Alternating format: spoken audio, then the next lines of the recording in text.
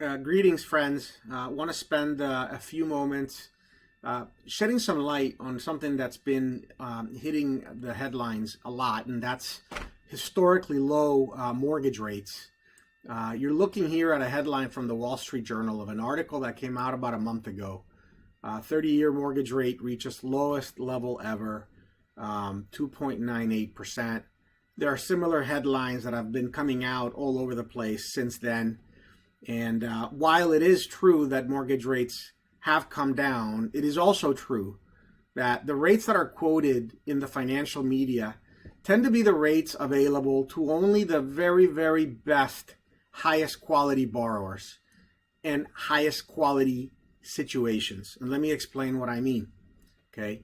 The factors that go into your particular credit score, what you see is a function of your credit score here on the left axis and of the loan to value, the amount that you borrow against the value of the underlying property that you own. The higher the loan to value, the higher your interest rates.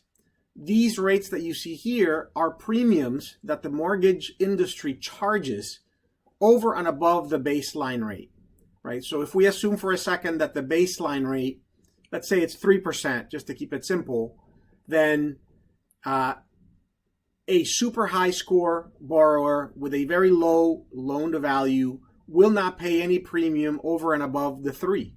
However, somebody that has a 76% loan to value and maybe even one tier below at 720 to 740 credit score will pay 3/4 of a point on top of the 3% interest rate baseline that you see quoted in the financial press. So, it's important to understand your credit score. It's important to understand the value of the underlying property.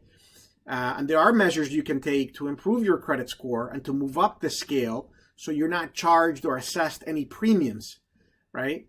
But it is important that, when you look at the headlines out there, that while they have dropped, the mortgage rates have dropped, you really need to understand the nitty-gritty of your own particular situation.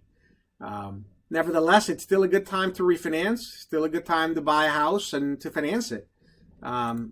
Just to put it in perspective, look at the historical mortgage rates of, for example, what my parents paid when they bought a house. Probably sometime in the late 70s, early 80s, it was around 11 or 12% per year. When I bought my house in the early 2000s, it was around 5.5%, 6%. And now we're looking at somewhere between 3 and 4%, depending on your specific credit score and your loan to value. Anyway, I hope you found this helpful and happy to answer any questions. Thanks.